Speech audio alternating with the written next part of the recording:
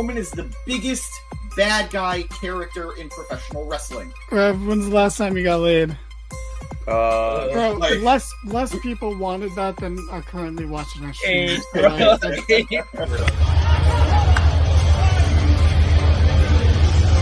And you know Vince, and you still think, are these true? It's like... Welcome to the Mark It Down podcast.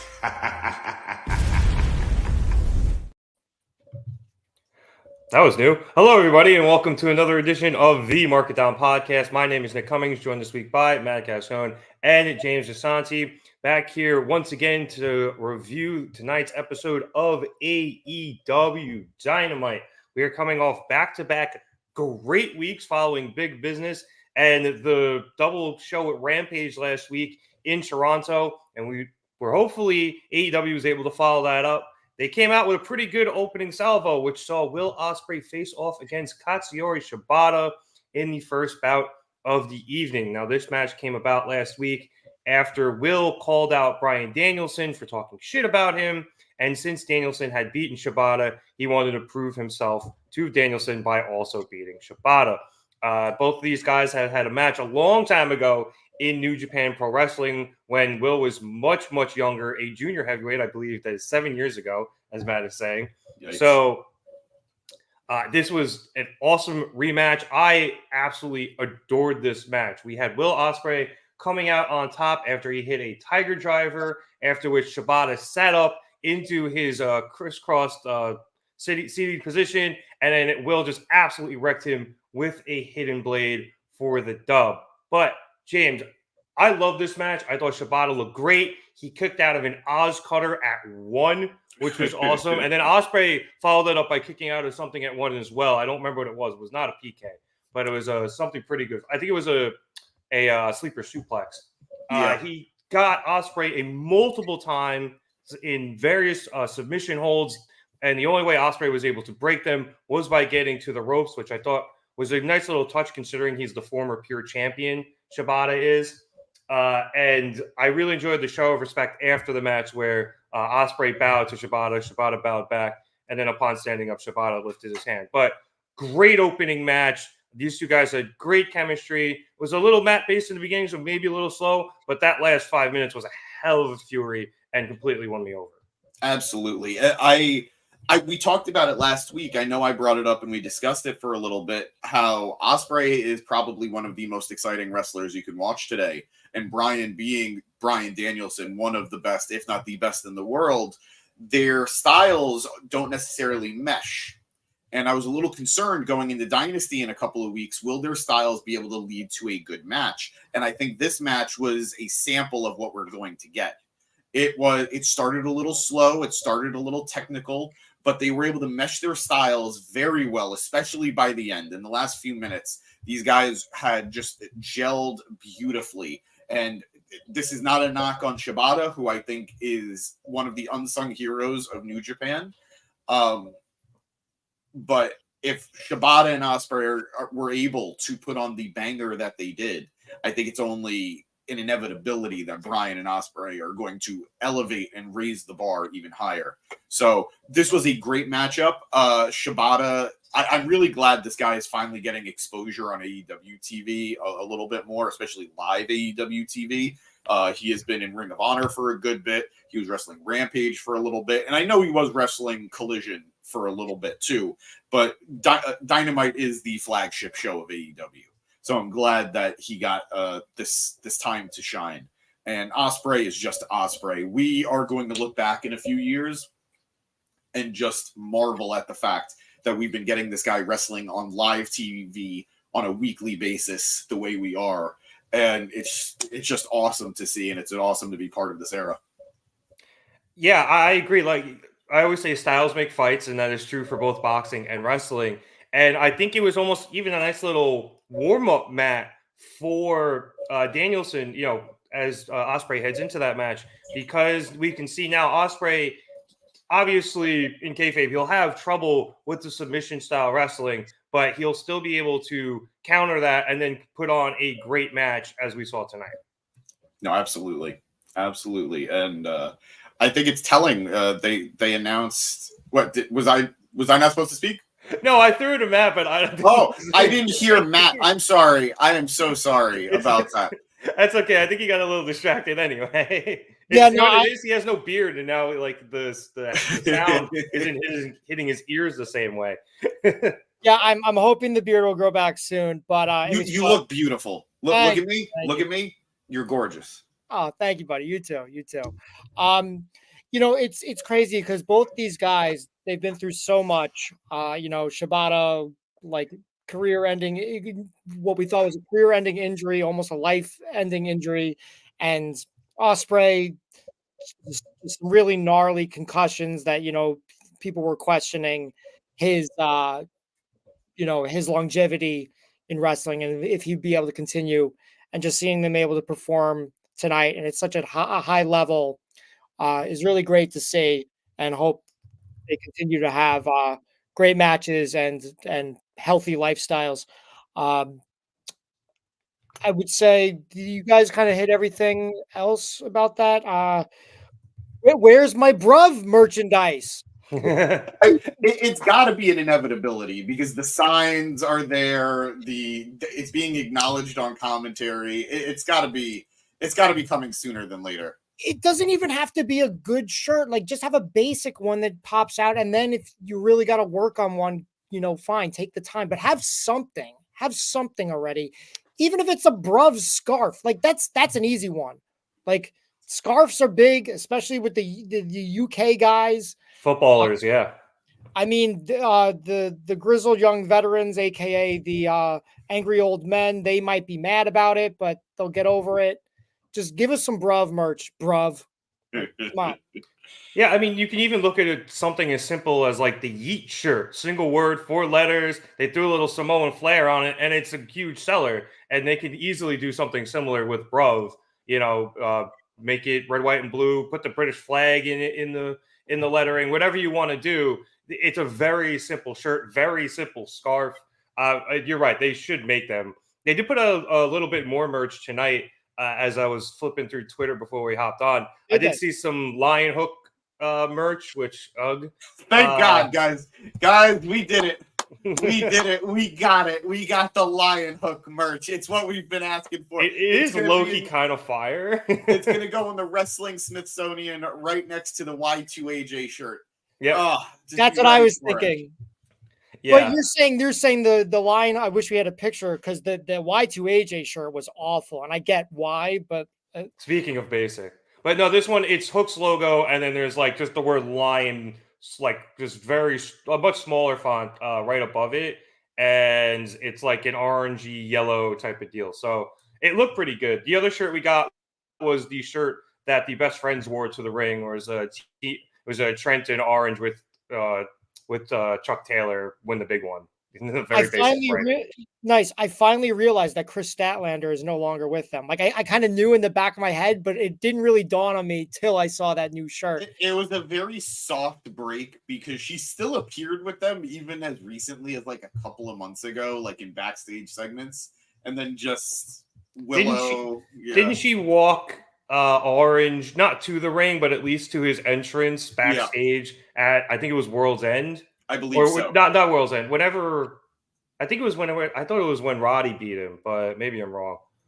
I'm not sure, but maybe it was, I know it wasn't that long ago. Yeah, it was whatever one she dressed up like Zoolander. She was still wearing that gear. So God, I love her. Solid gear. I have some thoughts on her gear tonight, but we're jumping ahead of ourselves on that one. Yeah, we'll get to that later. As I said, I thought this was a great opening match following all the momentum of the last couple of weeks. So I'm glad they started with it. Moving on, we then went to a backstage interview with the Young Bucks from earlier in the evening. Actually, my bad. We would Bryan Danielson video package, which was just basically covering Bryan Danielson's career because he's fighting Will. And then we went to the interview with the Young Bucks, where Renee attempted to ask them about their loss to Private Party back. What are their names? I said the Young Bucks. Yeah, no, that's you're still the Young Bucks. Are you looking to get fined? They're Matthew and Nicholas Jackson, the EVPs of AEW, the Young Bucks. Come on, man.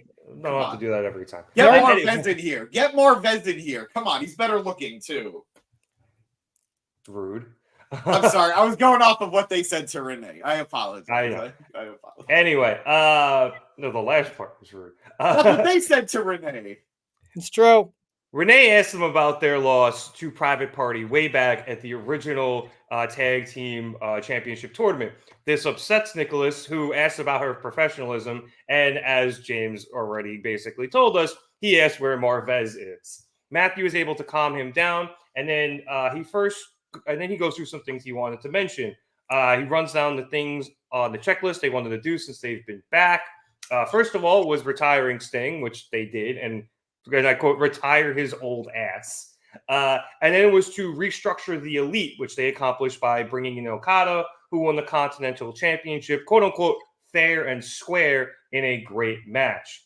Matthew then invited Okada to watch them win tonight backstage as they did last week.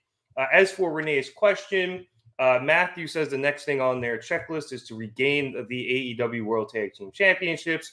And while they suffered that upset, which messed with both of them for a year, lightning never strikes the same place twice. Matthew then finishes up by telling Renee that she's doing great and she's always great. She's doing a great job, but makes a suggestion of smiling more.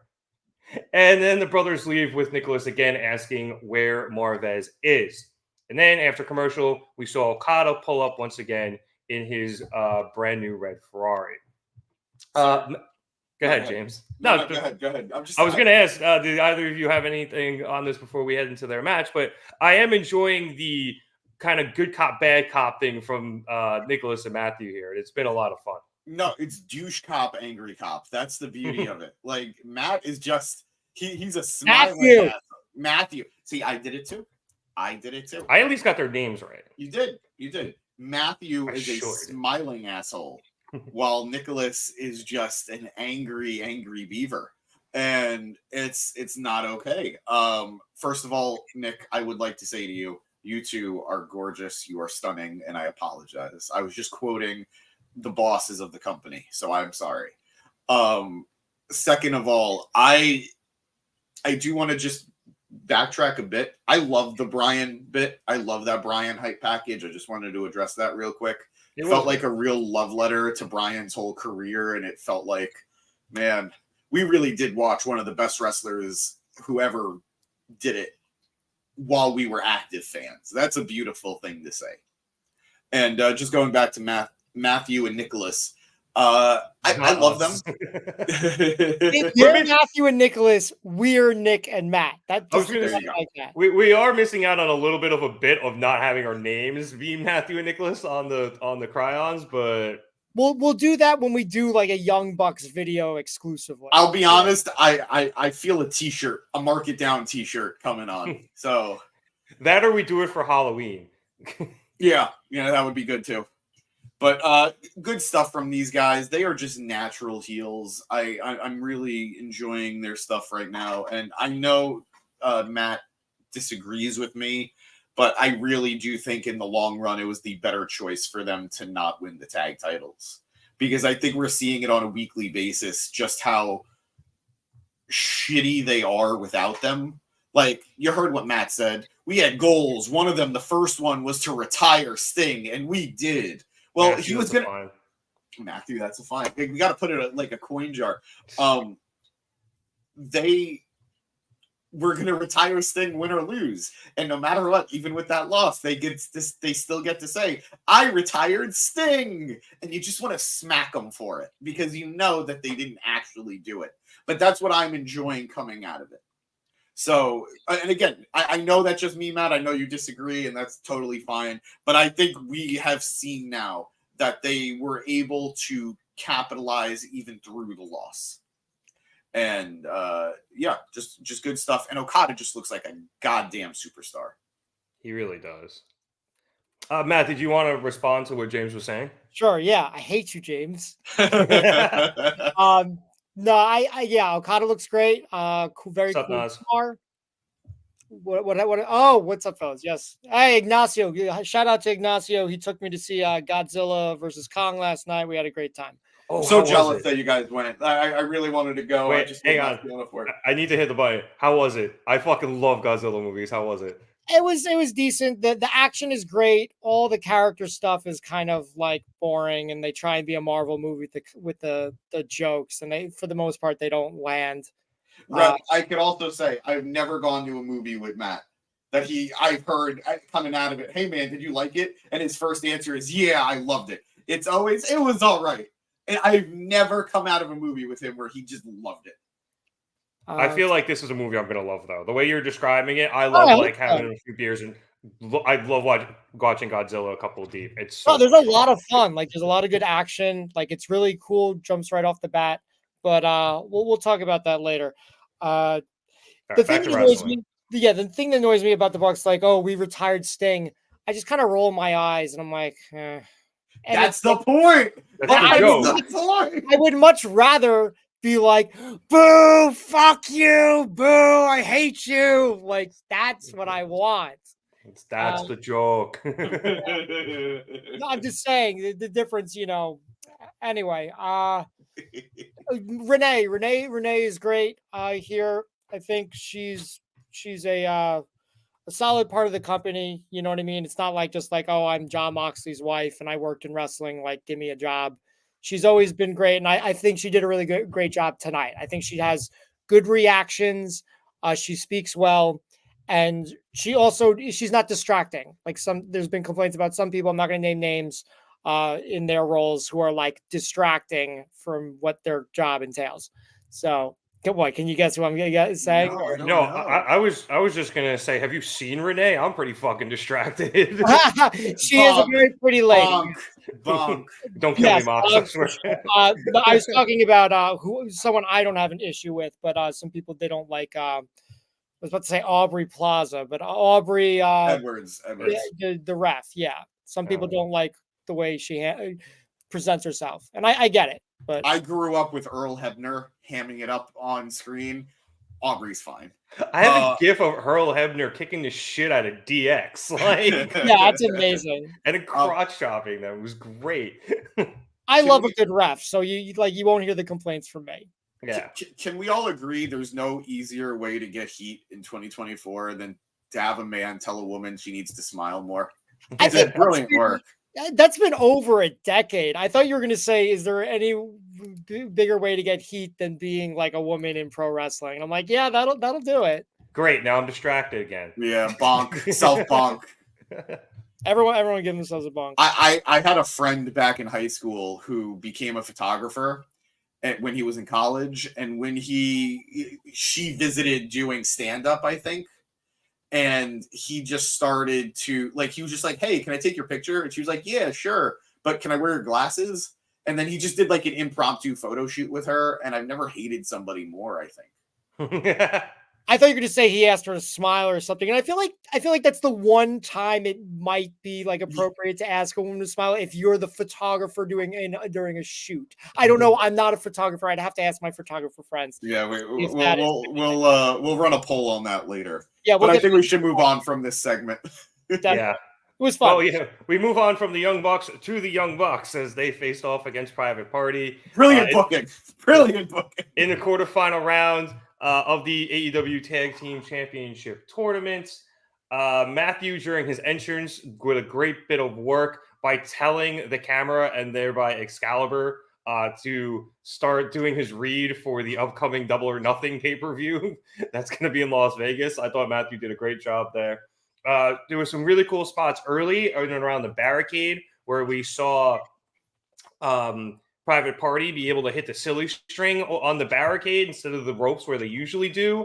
And then Nicholas hit a fucking Falcon Arrow to Quinn off the balcony, which was just nasty. You saw that spot there for those of you watching us, where it was a sliced bread number 2 Avalanche Powerbomb combination, which otherwise known as Made in Detroit. Ah, yes, which I believe, James, was the Motor City Machine Guns reference that you had talked about earlier in our chat. Don't worry, I'll go to you first so you can talk about it. I will get to the end here. We had a quick tease of the way Private Party won the match, the old one, where Zay pushed Nicholas off the top rope as they set up for what used to be the Meltzer driver and is now the TK driver. And Quen rolled up Matthew, but Matthew was able to kick out this time instead of the loss. Later in the match, we see Private Party hit more bang for your buck, but Nicholas broke it up, and he got so infuriated that he rolled out of the ring and grabbed the ring bell. However, as he came back in, the referee caught him, and this allowed Matthew to hit a low blow on to Zay. However, while this was happening, Quen was on the outside. He grabbed one of the titles that was on display, jumped back in the ring, hit Matthew with it, and that allowed Zay to go for the pin, but Nicholas grabbed Matthew's foot and put it on the rope to break it up. Quen then dragged Zay to the other side of the ring in order to tag himself in, and he set Matthew up for the 640, but there was no water in the pool as Matthew rolled out of the way, and the Young Bucks hit the EVP trigger for the win, even though Nicholas slipped. But nobody's going to talk about it, or they're going to get fined. This advanced the Young Bucks to the semifinals of the West Region part of the tournament, and they will face the winner of Best Friends and the Kingdom, which we will get to later. James, I enjoyed this match. These two have very good chemistry. They obviously are willing to take a lot of risks with each other, as we saw from that Falcon Arrow and that Motor City Machine Guns move, which I didn't realize was theirs. I've only seen them wrestle single matches, weirdly enough. But I know you're chomping at the bit to talk about that, so you talked about the match as well. But go ahead, do your TNA bit. Go ahead, Jim Pax. Well, I mean, former TNA by all accounts. Apparently, the Motor City Machine Guns are leaving TNA. They apparently had a very nice send off from the roster backstage at their last taping, and we could expect them to pop up maybe anywhere. I don't know. I'm not saying that to get any hype, but they could pop up in AEW, they could pop up in WWE, they could pop up anywhere. But this isn't the first time the Bucks have hit a Motor City Machine Gun move. They have a rich history, these two teams. They go back a long, long way. Hell, even one member of the Elite, Okada, just teamed up with the Motor City Machine Guns just a month or two ago in TNA. So there is a lot of cross-pollination between these two teams. They could pop up on the Mark It Down podcast, or at least one of them could. But does this go back to the old, was it Generation Me days of the Bucks? Yeah. Is that old, this rivalry? It goes back a very, very long time. They've wrestled against each other in Ring of Honor. They've wrestled against each other in New Japan. They wrestled against each other in TNA when the Bucks were Generation Me. So a long, long history between these two teams. And of course, the Okada of it all. Everybody always credits Okada's relationship with the Bucks, but the truth is, the Motor City Machine Guns also had a very long friendship and history with Okada as well, where they went to bat for him when TNA was trying to push him to do things that he didn't really want to do. So, all that aside, very excited for that little head nod. Let's see if that's going to build to something soon. I hope so, but time will tell. And the match itself was great. I don't want to forget Private Party because, man, how much have they grown, in my opinion? I think Private Party is... I know we talk about Proud and Powerful not winning the tag titles. I know we talk about the Best Friends not winning the tag titles. I'm not saying there was a point yet where Private Party absolutely should have been the tag team champions, but it will be a real shame if they don't get the AEW tag team titles sooner than later. They are a worthy team. They are an AEW team through and through, and they have grown a great bit in their time with the company. So I hope they can make that happen sooner than later. And I enjoyed the matchup. I love the callbacks to the first matchup, like the moonsault, the springboard moonsault from the ring to the outside. That was something that they did in the first match. The roll-up pin was something they went for, and they weren't as successful here as they were the first time. So just good stuff between these two teams. Of course, I think we all knew the Bucks were winning. I think the bigger surprise was that Private Party came out through the babyface tunnel because they have been heels, if I'm not mistaken. They got booed. Yeah, so I guess they just needed to be the good guys against the Bucks here. But and they didn't act like complete faces. Like they used that title for the hit on Matthew, and I I thought this was a very good heel versus heel matchup with, and I know we're all going to talk about it. I don't want to dwell on it too much. That finish was a botch and a half. It was, I don't know what happened. What? You're going to get fined. Be careful. I guess Nick just mistimed it and Matt went first, but then he just did not look great when he hit it either. So I don't know what happened there. I thought he looked like he slipped. They tried to sell it on commentary that he hesitated, but I think when he planted, his foot just went out. And honestly, I think there was something up with that spot of the ring the whole night because Matthew earlier in the match did something in a similar area, and I thought he tweaked his knee, and I was freaking out. And then later in the other tag team match, Matt Taven slipped in that spot. Yeah. And he tweaked his knee too. So I think there was just something up in that like specific spot on the ring. There was something a little goofy happening there. And I'd have no idea why, if it was wet or just something up with the canvas there. But it was evident to me there was something wrong with the ring in that. Good catch. I didn't make that connection. Good catch.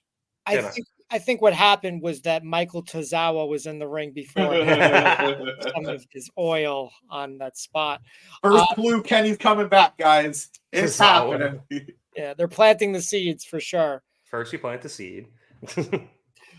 Solid match. I'm not really excited about Private Party like I used to be. I think they were like one of the hottest teams on the indies before they signed with AEW. I think it was a great, grab for AEW, and they started off strong. I think they've just suffered from some bad booking and terrible injuries too. Yeah, I was going to say it's the injuries, I think, for me, because at the start of AEW, if you told me who was going to win the tag titles first, Private Party or the Acclaimed, I would have said who's the Acclaimed because they weren't signed yet. But at the beginning of AEW, Private Party was clearly the young tag team they were grooming. And as you said, James, injuries first to Quen and then to Isaiah and then to both of them. They got sidetracked. They had to put Quen with the Hardys, and there was the big money Matt thing for a while, which I didn't think was great, but it was okay. Bad booking, like I said. There was a little bit. I think it was a little bit of bad booking, but I do think it really was, Matt, the injuries that ended up killing them, and now they're trying to find their footing again as they're finally back whole as a tag team. Yeah, so we'll see if they can put it together. I certainly think they have the tools. Just at this moment, I'm not super interested. I think it was fine. They came out in the face tunnel again. It was as I predicted that they would be the face for this match, but not necessarily a face turn going forward. Yeah, I still find that weird, though. I don't understand why you can't have both teams come out the heel tunnel. Unless it was just like, oh, you're going out that tunnel, let's not stand on the same side backstage. But I don't understand why you can't have them both come out that way. It doesn't make a difference. Especially considering the EVPs come through the Cody Vader. Or the Redacted Vader. Yeah, it's true. It's fair. I'm not sure what difference it makes. So whatever, unless maybe they're trying to get a face turn. Maybe they're trying to tell the fans, hey, for this match, cheer for them. Cheer these guys. I mean, they were in the face corner. I think that's enough. But maybe, who knows? All right, I'll be honest. I went years without realizing there was a face and a heel corner. That's why they're called faces and heels, James. I recognized that as an adult, Nicholas. As a child watching wrestling, I didn't make that connection. I didn't realize the good guys were on one side and the bad guys were on the other. I mean, dude, sometimes I got to explain shit to you, hey, you. So I'm just making sure. Wow. How dare you shame me publicly? You said I was better looking than Marvez before, so I got my shot back and we're even. Moving on. Fair enough. After this, we had another video package. This time it was for Konosuke Takeshita in anticipation of his main event match against Swerve Strickland. Later in the night, it was narrated by that carny piece of shit, Don Callis, so I'm sure it got booed. We then actually came back from commercial to Darby Allin, who was doing another video package, this time with Tony Hawk. It was really cool to see him on AEW television again. Darby still on crutches as he broke his foot, but he was there with Tony to promote Tony's charity. I think it was called Skate Park, as Tony is trying to build more skate parks in underprivileged areas for youths. And he also let Tony plant off his broken foot while Tony was going up and down the bike. So, idiot, friggin' idiot. Not as bad as the the fucking X Games thing he did. But yeah, Ugh. skate parks for the Utes, 2 Utes. Hopefully it's more than 2 Utes. But honestly, James, I think that boot's so thick he probably couldn't even feel it. I know, but why? Just Dude, I thought he was going to drop in, so it wasn't as bad as I thought. Yeah, no, you're right. You're right. You're right. All right, we then went to another backstage interview with Hook and Chris Jericho, and I kind of spoiled this already. But Jericho finally made his proposition to Hook. Jericho, despite never being a manager or running a wrestling school, offers his advice and wisdom to Hook if he wants it. He sees a lot in Hook, and he just kind of wants to help mentor him. Hook accepts, saying he's just Chris Jericho. He knows who he is and what he can offer. However, Hook also follows that up with, "You're Chris Jericho. I know who you are." Clearly saying, he's like, "Bro, you're going to turn on me at some point. Don't try it, asshole." And Jericho's like, "Okay, I get you." And that's that. Great. More Lion Hook. I mean, they put the seeds there. The breakup is coming. Yeah. The betrayal, if you want to call it the betrayal, is coming. I really hope Hook, like, he made it clear he knows who Jericho is. I hope he's able. Yeah.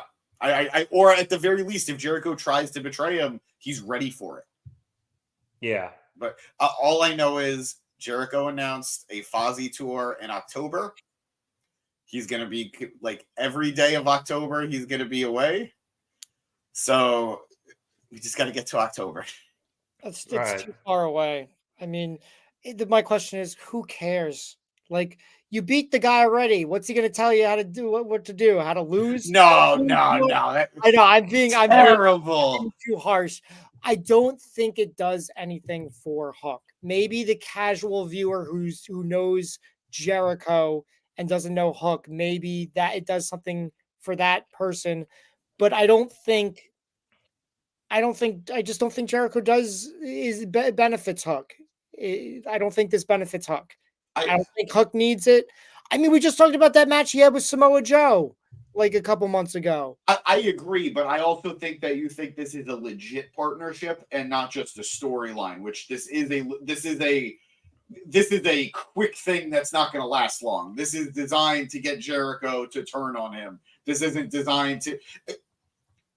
Christian with Jungle Boy and Luchasaurus that eventually turned into a feud. This is just a feud, and this is the beginning of the feud as far as I'm concerned. I don't see this going past like a couple of weeks. This won't go past October. He beat Jericho already.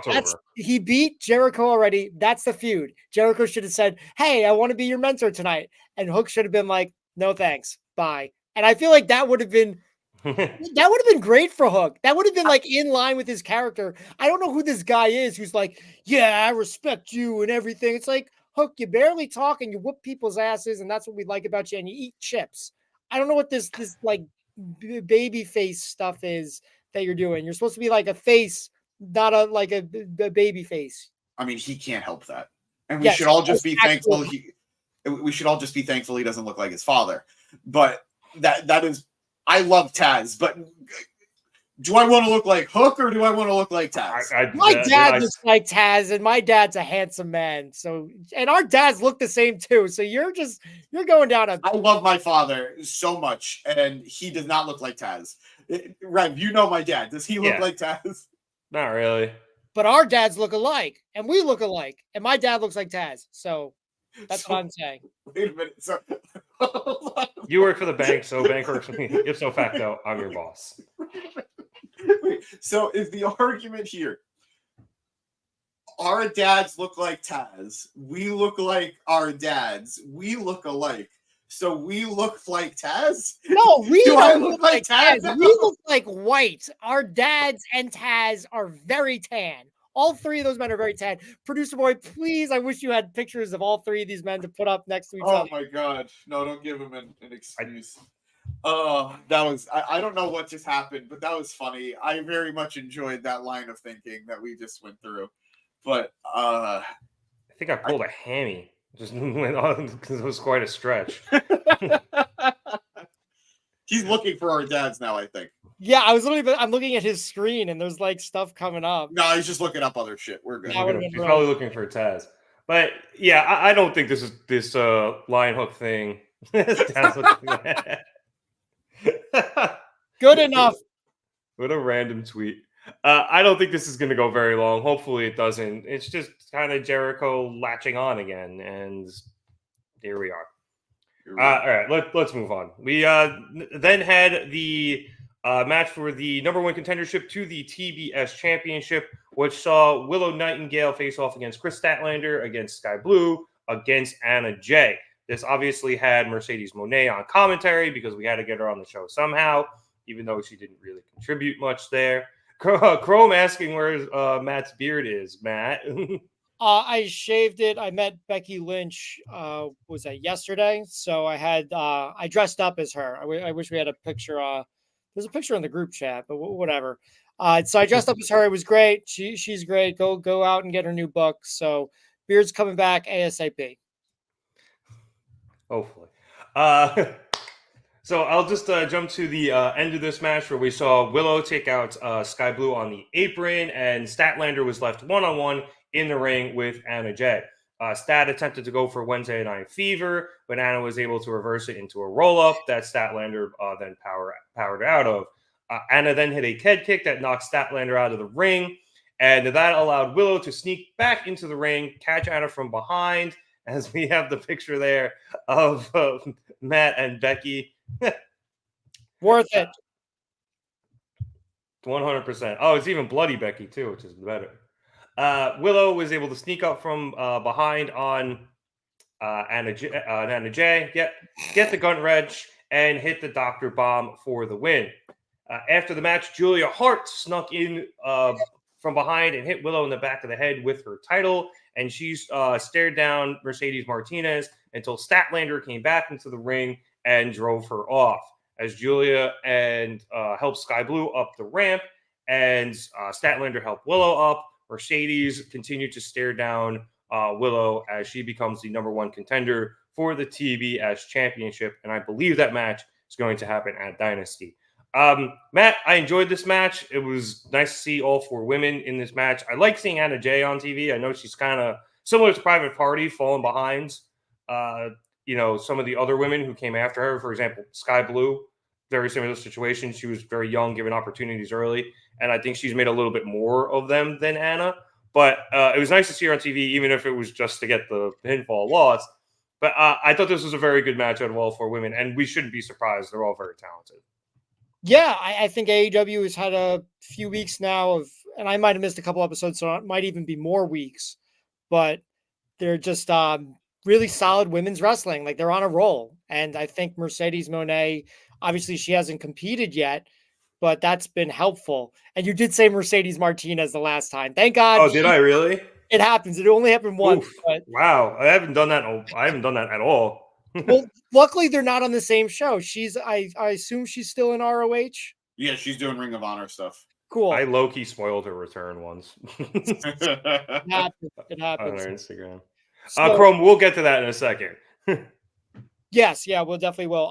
So yeah, I really like this match as well. I mentioned Kris Statlander earlier. Her entrance, I don't know what that white jacket was. She had like a white, just like a track jacket. It said something on the back that you couldn't read because her hair was blocking it. She took it off too quickly, but it just looked like a warm-up jacket to me. It didn't match her ring attire. I thought it was just kind of distracting coming out. I'm a guy, I like to talk about gear. I know it's not like the end of the world or whatever, but I just thought, just don't wear a ring jacket if that's the ring jacket you have, Back to this match. Yeah, everyone did really well, including Anna Jay. I do feel like she needs to elevate her game to really be in the same picture as the other women that are in this match. To be fair, she did hold her own tonight. Like, yes, she was there to take the pinfall, let's be honest, but she wasn't like the odd gal out. She didn't look bad. She looked good. So if she can continue to perform and continue to elevate and continue to have good matches, then I'm all for it. What was the other thought? Only complaint really was, I think Willow just kind of seemed like a doofus tonight. Like, I get that she's fun-loving, bubbly gal, but she's always competitive.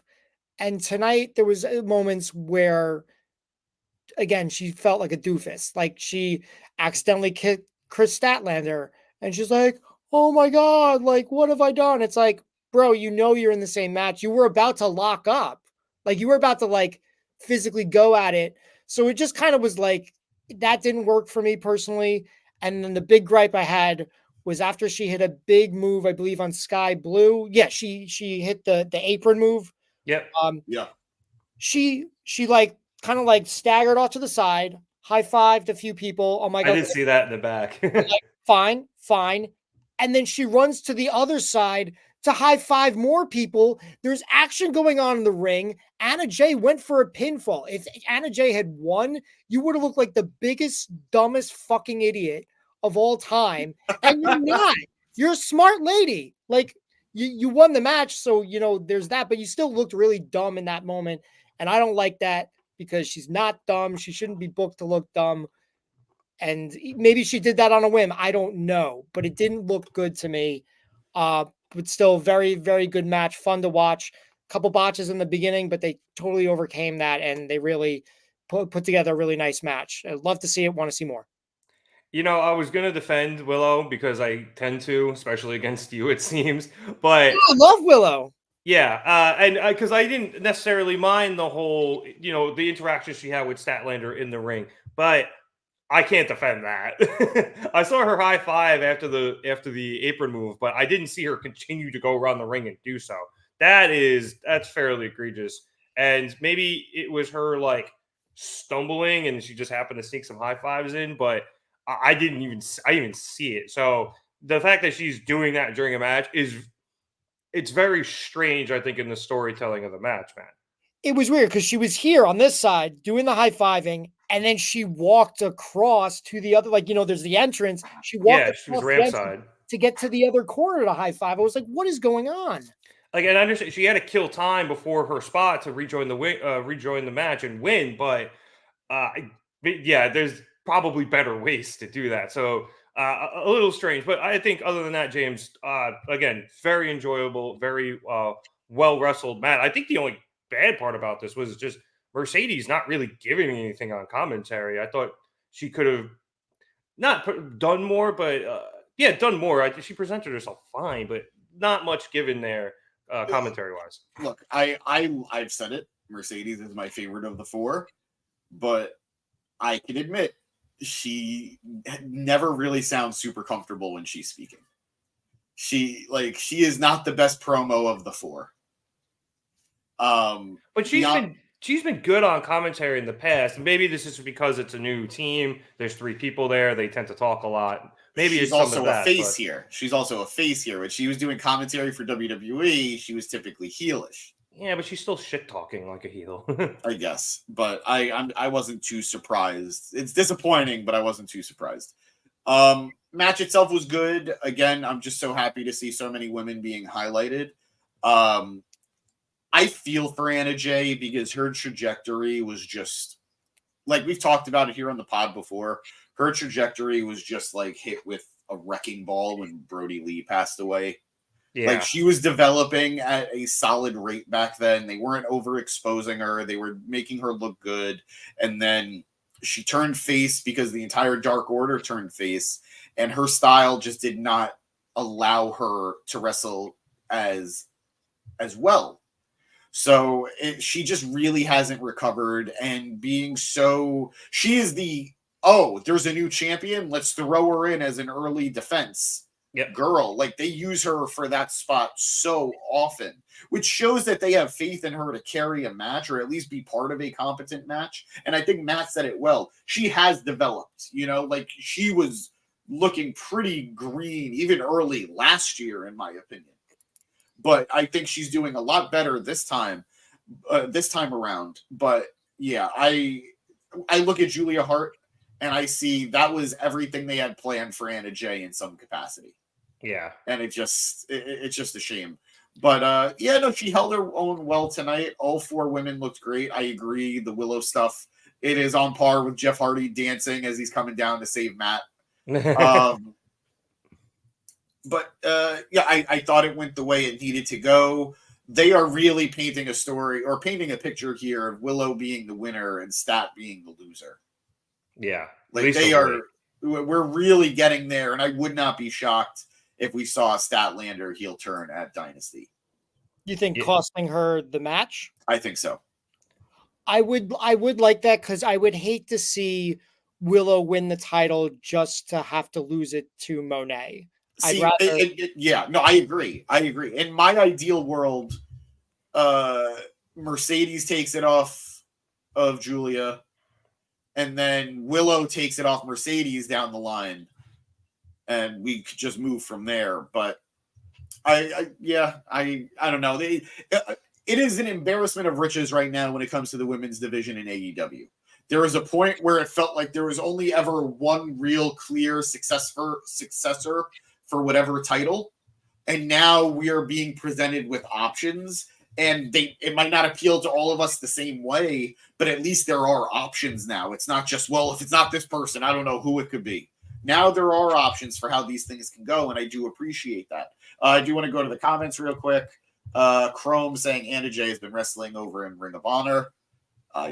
That's on me. I should know that, but I was going to ask you, James, and use this comment to bring it up. Do you think Anna could use the Ring of Honor Sky Blue run? Absolutely. You said that really seasoned Skye, so maybe that's what they're doing. But I think that would be a very good area for her at the moment.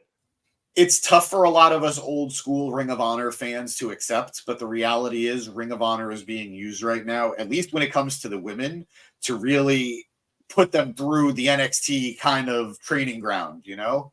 So it's kind of the case, I guess, for some of the men, but it feels more like we have popular talent that we're not showcasing in AEW, so let's put them in Ring of Honor. Yeah. But regardless of that, I don't know what just happened, but let's see. Going back to Chrome, anyone else hoping for Sky Blue to take the title from Julia and not Mercedes? I wouldn't mind. I like Skye, and I think she's, again, we just talked about it. Rev just brought it up. She has developed beautifully thanks to her time in Ring of Honor, and now this association with Julia has really elevated her. So I wouldn't hate it, but I do like their partnership enough that I don't necessarily want to see them split.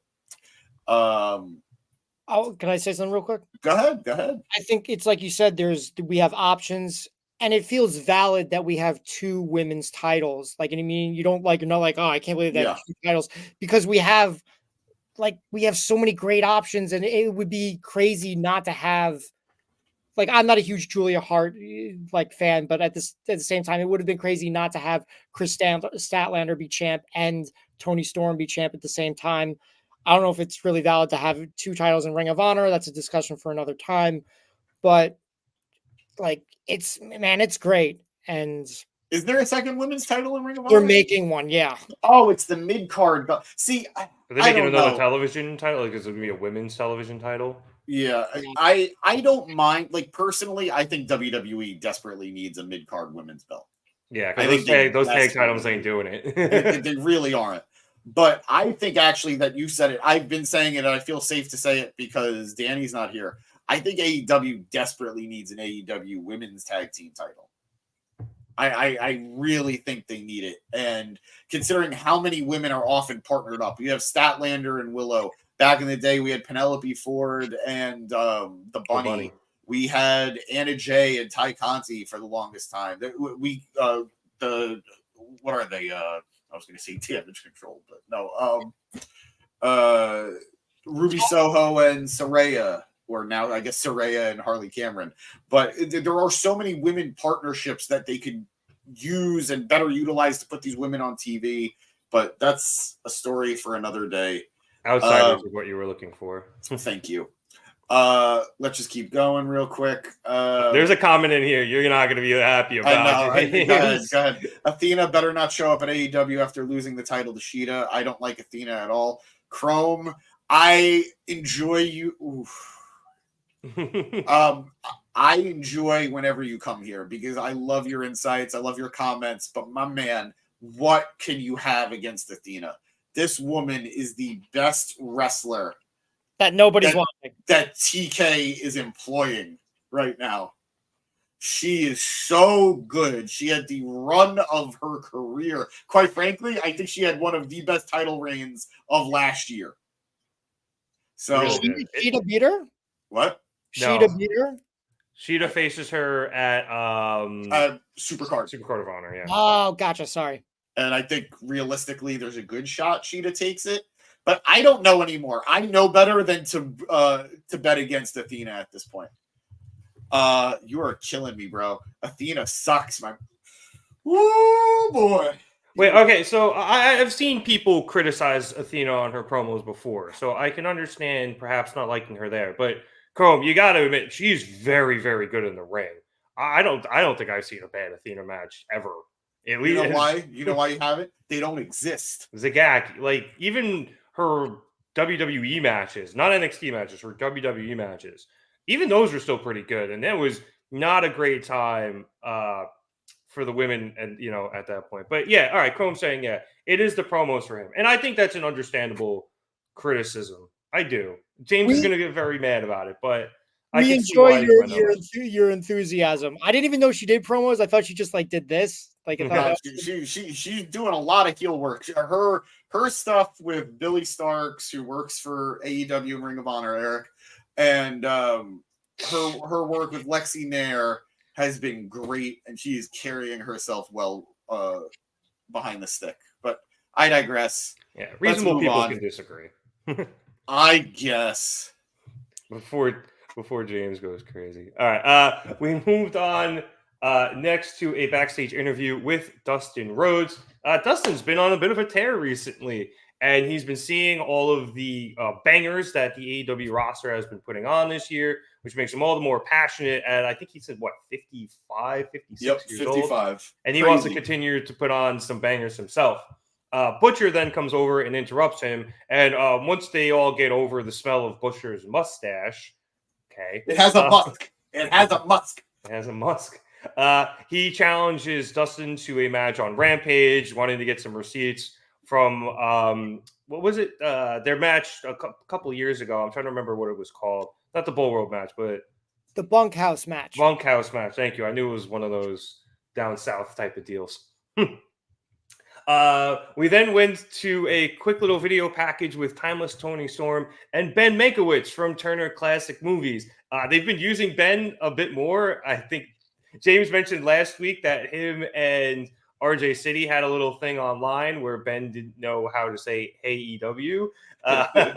James is not alone. There are a handful of us.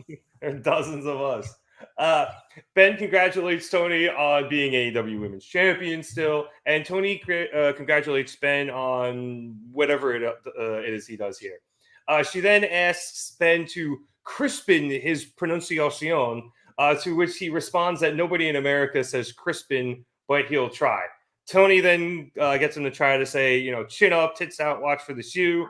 He does the first one, refuses to say the second one, and doesn't understand the third one until Tony flips her shoe at him as she leaves the screen.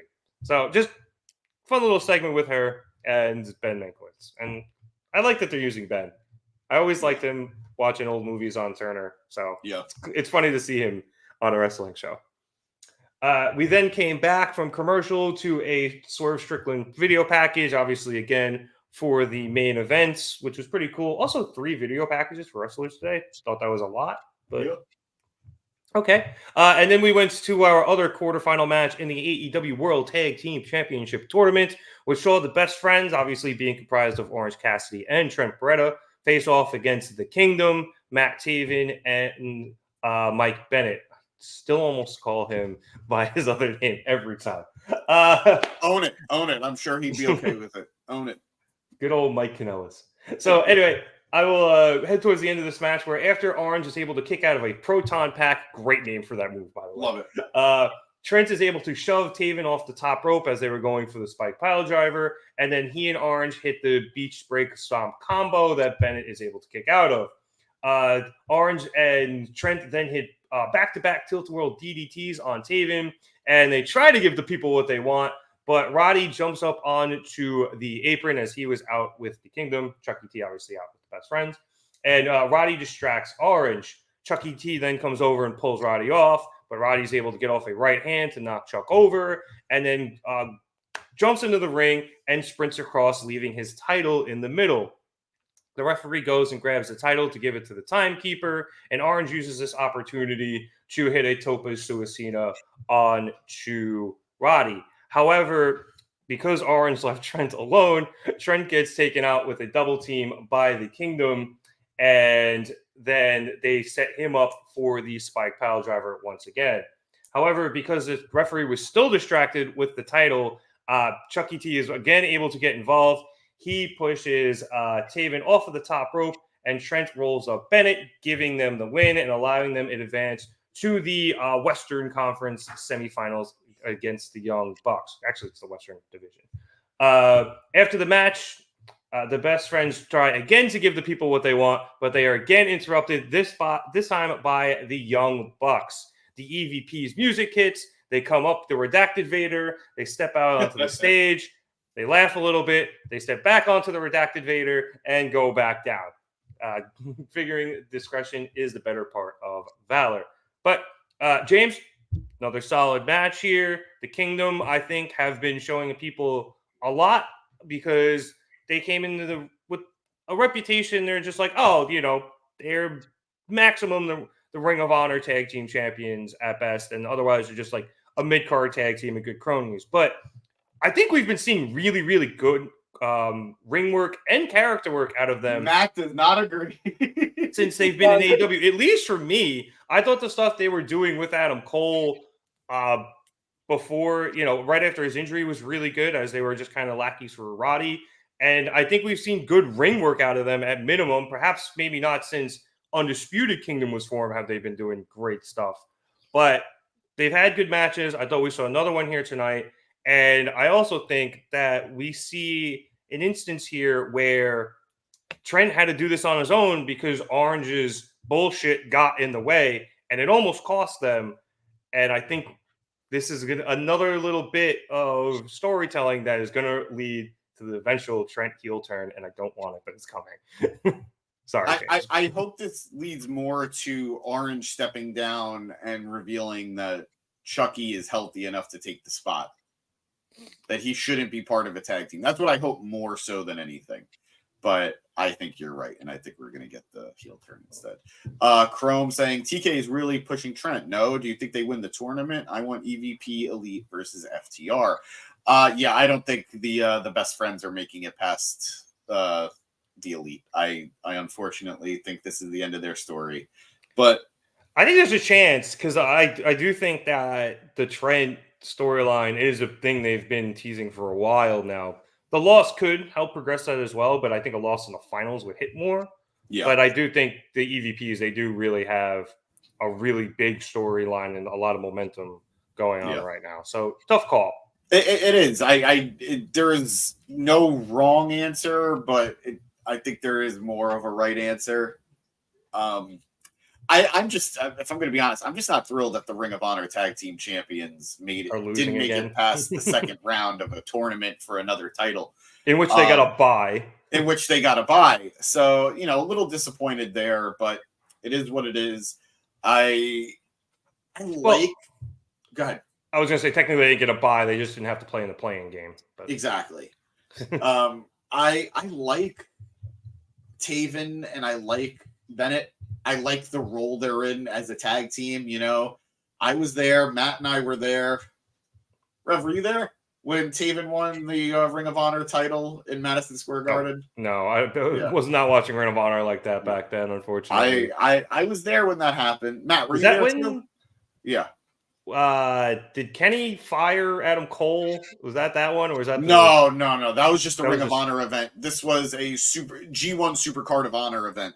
I thought that was that. it was the infamous event where Tama Tonga just chucked the fucking Ring of Honor tag titles against the wall because he was pissed Enzo and Big Cass interfered in the match. Yeah. It was more infamous for him trying to murder PCO. That's right. No, that was not. I guarantee you, if you ask 100 people who remember that night, hey, do you remember them almost killing PCO, or do you remember him just obliterating the Ring of Honor tag title? I guarantee you, at least 70% are going to say, dude, he was so mad because of the Enzo and Cass stuff. I didn't even see That that. I remember. To be honest, I remember Enzo and Cass coming out. I don't remember him. Yeah, no, they did it in the promo afterwards, and it went viral. Oh, that's right. He kind of like tossed them. Yeah. Yeah. I guess I was just still I was seeing red from the whole PCO thing. Like, I don't think I've ever been so mad. The guy is still fucking doing it now. Like, that was to me, as somebody who's still watching this guy in TNA, I saw the man get his mouth stapled shut in a world title match last year. Oh, that was nothing. But I like Taven. I like Bennett. I think they work really well in this spot. And I'm hoping that the Kingdom can really, like, no Wardlow this week. What the hell? What the hell happened with no Wardlow this week? Is this 2 weeks now? Like, when was the title match with Joe? It was 2 weeks ago. 2 weeks ago, because last week was Adam Cole doing the sit-down promo. Yeah. How do we not follow up on that in any real way? What the hell is that? But anyway, I good match, good finish. I was a little disappointed Okada didn't come out with the Bucks. I have to believe that means he wasn't actually there tonight because everything he did was separate from the Bucks and they looked like pre-filmed. a pre-tape. Well, yeah. You say that, but the thing backstage with Joe, unless that's like a set piece, it was the same set piece where Joe was watching from. So unless they had the same one and taped that last week. Yeah, I don't know. I would have liked Okada to come out because of the Chaos connection to the Best Friends, Chucky's new group that he's the leader of. But maybe they'll deal with it next week on Dynamite. Perhaps. I've been looking at this card. It's pretty stacked. What, for Dynamite or for Dynamite? No, the G1 Super card. Oh, yeah. No, it was a hell of a show, man. Yeah, Madison Square Taven, and like that show was amazing, but it was also like Ring of Honor kept it together for that show, and then they completely fell apart after. Well, I mean, they lost so much goodwill because of the Enzo and Cass run-in. They lost so much goodwill with the audience when they did that. I thought it was I mean, that's fine, but you don't work the other company. Like, nobody in New Japan knew that was happening. Gotcha. That's bad, man. You don't do, and I don't even think the Ring of Honor guys knew. Like, I don't know that the Briscoes really knew what was happening, but regardless, I didn't hate the concept of them being there. The execution was terrible. And like, again, that was a show. You had Jay Lethal, you had Matt Taven, and you had He Who Shall Not Be Named in that triple threat. In a ladder match, He Who Shall Not Be Named should have won that match. Granted, in the long run, we dodged a hell of a bullet by not having him win the title.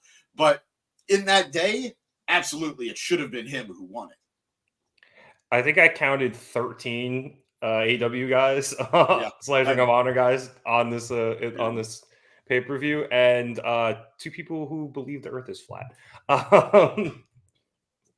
AJ was on that card.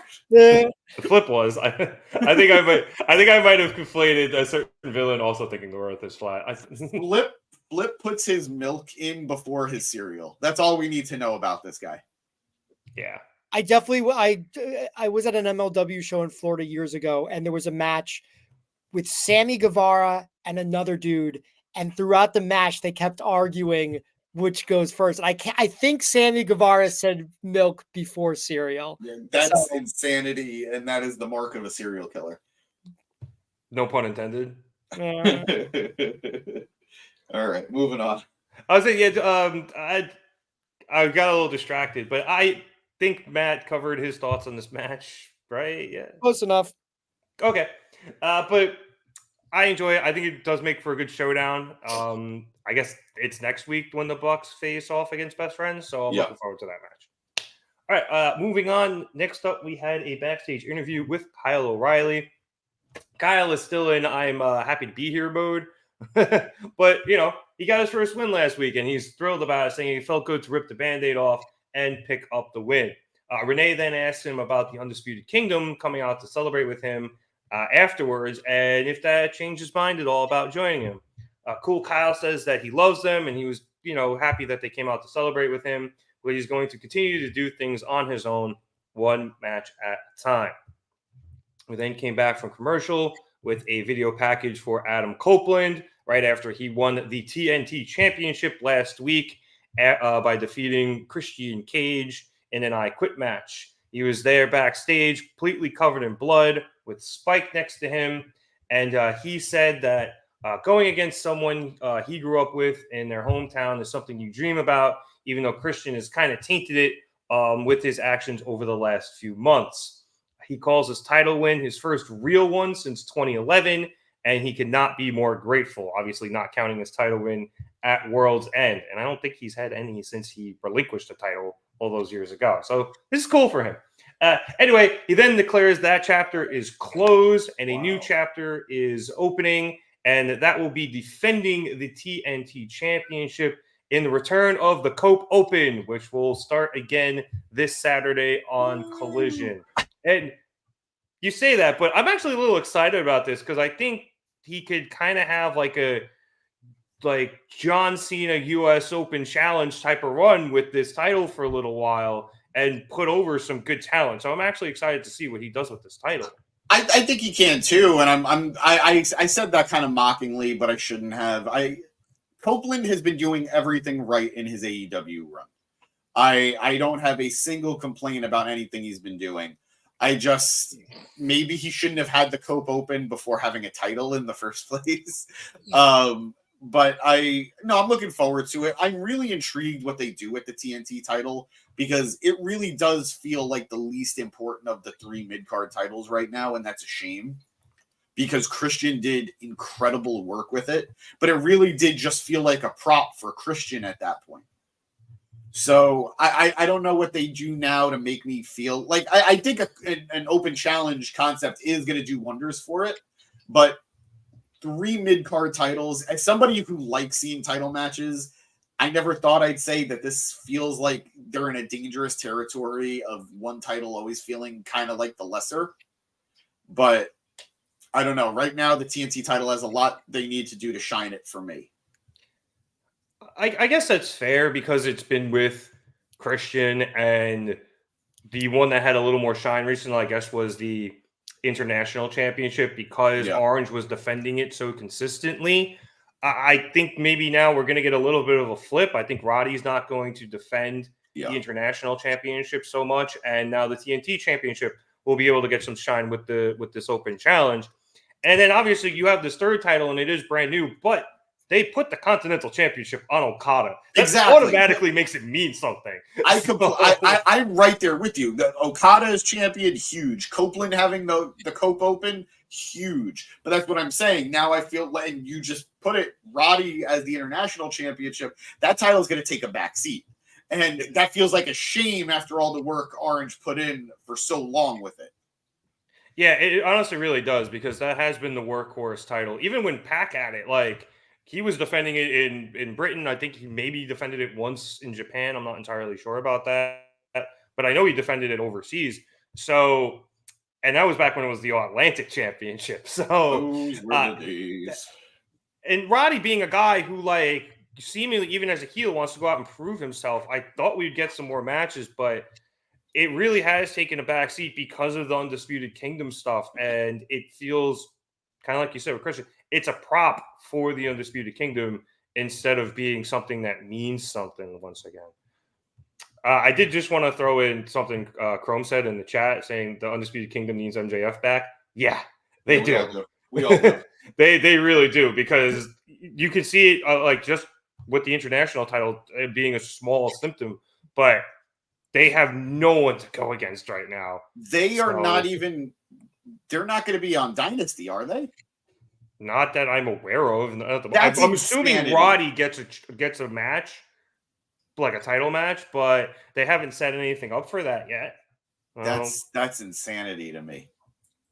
The group that closed out 2 pay-per-views ago are not even on the card. That's insane. I can barely even tell you what they did last time. No, they won 2 matches at Revolution, so they were putting in work. You know, Roddy became champ and Wardlow became #1 contender. Like, that's not bad. Oh, yeah, again, Roddy did win last time. their main event guy in that group is injured, so it's not like he can be in the main event. But it would be crazy. I'm thinking maybe they do a segment in Dynasty, perhaps turn on Wardlow and MJF comes out and saves Wardlow. Like, I think that's a possibility. I'd love it if MJF cost Roddy the title against Kyle O'Reilly. That's who knows. Yours is better. Yours is better. I want you to know that. Wardlow, that's the bigger thing. But I want to see MJF just systematically take this group apart.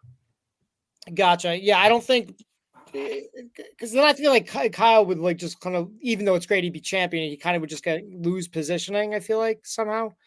But it is interesting with that title. I think there's too many mid-card titles. Get rid of one. That's my personal opinion. Although I think you guys made great points earlier about it. It's interesting, like the Continental title, it was so like, yeah, it was the workhorse title. It was defended a lot, but also it was also like a prop piece for Orange Cassidy. Like we talk about the TNT title being a prop piece for Christian. I think it's a prop piece for Orange Cassidy too. I'm going to argue. Synonymous. I feel like he's synonymous with it. Like, so, if I may, or if you have something more to go, please do. Because he's the guy. He's the guy. When you think of the Continental title, you think of Orange Cassidy. International title, yeah. Intercontinental title. I currently think. I think I won the argument apparently there. No, so I think there's a difference because let me ask you this: do you think the Edge and Christian feud needed the title for that feud to be good? It didn't need it, but I think Edge wanted it to. Adam wanted to take something away from Christian, and that's fair. But I think that feud was strong enough that if there was no title, they would have been able to tell that story with minimal change, if anything. I think the only thing that changed in the only time the title was necessary for that story was when he won the title and then lost it 2 minutes later because of Luchasaurus. That's the only time the title itself. I know what I said, sir. It's the only time the title was important to that story, as opposed to Orange. Orange was always seen as a guy who didn't care. He didn't fight for anything. He had nothing that he stood up for. And then finally, he had something that was worth fighting for. Him fighting for the title made the title more important. As opposed to Christian, it was just something shiny around his waist to make him feel important. Orange elevated his title. I don't want to say the TNT title elevated Christian, but again, it just felt like an extra piece to a storyline that didn't really need it. So I wouldn't really equate them the same way. I get what you're saying, how synonymous that belt is to Orange Cassidy, but I think it's different circumstances. But I want the judge's opinion. I want the Reverend. Well, I think it's important to maybe not use the word prop the way we're using it for the TNT title with Christian, because if you really think about it, all of the titles are props. It's just the way Not listening. It's how you use them. Because, as you said, the international title was a prop used by Orange, as Orange for Orange Cassidy to make him give a shit about something. Yeah. Right. Whereas with Christian, like you said, it was just a prop to make him look a little bit better and have gold around his waist. So obviously with props, how important you make it has how important it is going to be. You're right. The feud with Copeland did not necessarily need the title. The title, it added that little bit of flair at World's End when he got the win and immediately lost it. Yeah. But obviously you could have done something else there where Christian would probably just end up getting the win, and then Copeland has to come back, do the Copeland, and get another shot at Christian. Or they'll figure out some other way to do it. But it really depends on how important the title is to the wrestler and their storyline at that time. So, especially with mid-card titles, I think with the World Championship, the World Championship is always the reason, because this is the biggest prize in the sport, or at least for your company. So the mid-card titles, it really, really depends on James. Who's holding it and what they're doing with it. And I think that makes all the difference in how important the title is. And that's why I think with the current setup, we're going to see a flip between the TNT and the International Championship in terms of their importance. Mm-hmm. Chrome putting in the chat, it's 2024, and Danielson still hasn't won a single AEW title. It is pretty wild. TK is wild for that, but he's given Bryan control of what he wants to do, or at least reasonable control, and Bryan doesn't want to win the title, and James is going to have an aneurysm. So I'm going to take that off the screen and finally get to our main event. That saw Swerve Strickland face off against Konosuke Takeshita for what was essentially a number one contenders match for the AEW World Championship. It wasn't officially announced as such, but it basically amounted to that. Obviously, we had that corny piece of shit, Don Callis, on commentary. He always does well on commentary and he drives with the wall. But he's always been good. I even liked him when he was in New Japan.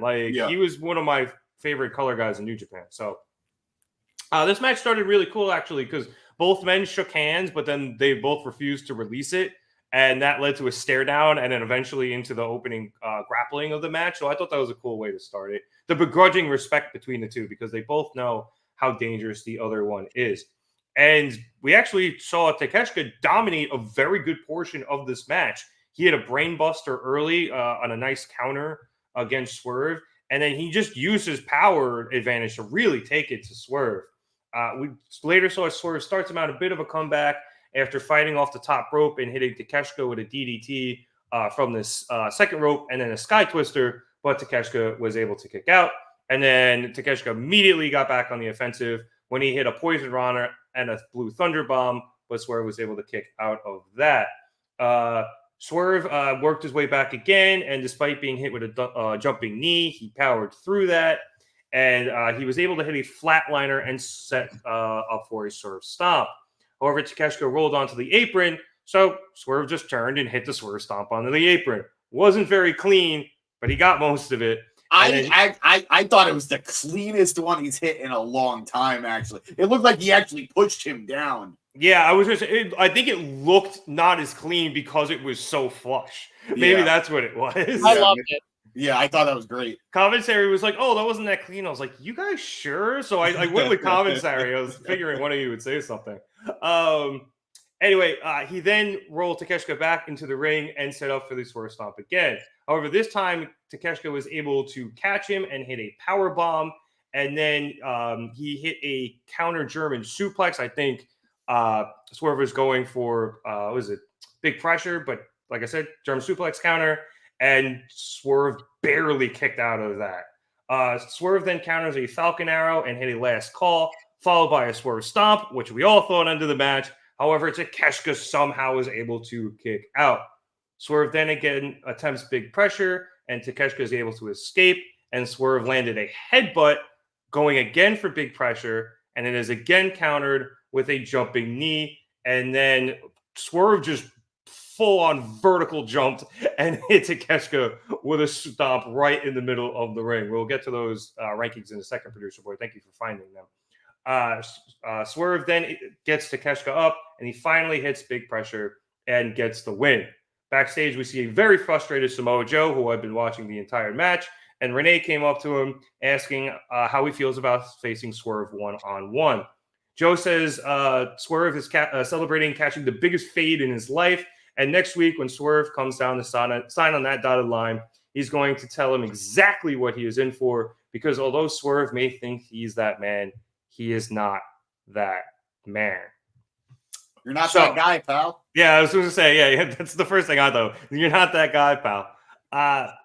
Matt, I thought this was another bookend banger of a match. We started off with a banger. We finished off with a banger. This was great. I thought Takeshita looked dominant throughout most of the match. He kicked out of a last call Swerve Stomp combo. He looked phenomenal, but I think the right guy won here in Swerve, and we were heading towards that one-on-one match with Samoa Joe. And before you go back, yes, Chrome, Takeshita is my guy. He is awesome. I need gold on him stat. I've been saying this since day one he's been in the company. I was in on the ground floor, at least in AEW. I didn't watch him in Japan. I'm not going to front. but I hope he gets the title sooner than later when he can. He's the perfect guy to take the title off Copeland. Yes, perfect, done. Give it to me. But Matt, back to this match. Like I said, I thought the right guy won, and I think Producer Boy put up the new power rankings. I do believe Swerve is now the #1 contender to the AEW World Championship. Yeah, they last week they made the match. Tonight they announced that it was a #1 contendership. I liked how that developed. I think we all assumed, but it was nice that they said that. Damn, Takeshita got knocked out of the top 5. Sorry. Yeah, what are you gonna do? He'll make his way back up. I know. Dude, quick note on gear. Swerve has got to find his gear looks great, but his knee pads keep falling down. This happened at the pay-per-view at Revolution. It happened tonight. He's got to get some new knee pads or something. Fix that. Glad he's the #1 contender. That's all I got. I actually have to bounce, so I will talk to you guys later. I will let you guys finish up. So, all right, thank you, Matt, for tonight, and we'll see you next week. Absolutely. Producer Boy, can you put that back up, please? Yeah, please. I'm so sorry. That was rude of me. Thank you. All right, so I see the main guys. It's killing me that Brian's in the top 5. I don't know how Moxley's in the top 5. Because he's Moxley. I get, yeah. Ospreay makes sense. I'd have Ospreay above Moxley personally. Just to run off the top 5 for those of you listening on audio, we have Bryan Danielson at #5 for the men's championships. #4 is Will Ospreay. #3, Jon Moxley. #2, Orange Cassidy. And #1, obviously, being Swerve Strickland. I think that's crazy that Takeshita got dropped out of the top 5. But tag well, he does have 2 losses now. I guess that's true. Yeah, recently. Yeah. Tag teams top 5 is FTR at 5, Big Bill and Ricky Starks at 4, Jon Moxley and Claudio Castagnoli, who are not in the tag team tournament, at 3, Matthew and Nicholas Jackson at 2, and the Best Friends at 1. Women's, we have Serena Deeb at 5, Deonna Purrazzo at 4, Willow Nightingale at 3, Mariah May at 2. That is very exciting. Thunder Rosa at 1. And then for the trios, we have House of Black at 5. You guys just lost the infantry. You shouldn't be in the company anymore. United Kingdom at 4. Undisputed Kingdom. Yep, that's on me. It's like you're fine tonight. Blackpool Combat Club at 3, Elite at 2, and Bang Bang Gang. Why are they they're Bullet Club Gold? Why are they Bang Bang Gang on there? I don't know. But okay. Man, I don't want Brian in that top 5. Yeah. Did we get Takeshita versus Jay White? Am I going crazy? Chrome brought it up in the comments. I don't know. If we did, it was a very different Takeshita than the one we have now. Probably. It might have been pre Don Callis family. Yeah, I think so too. But I don't know if Jay White was around pre Don Callis family. I'll have to look. But while I'm looking, James, the match tonight I thought was phenomenal. Match was great. These two guys had so much chemistry. This is a match I've been looking forward to for a very long time, even before it really got announced last week and put out there last week. It was a match I was waiting to happen just because of the quality of star with these two guys.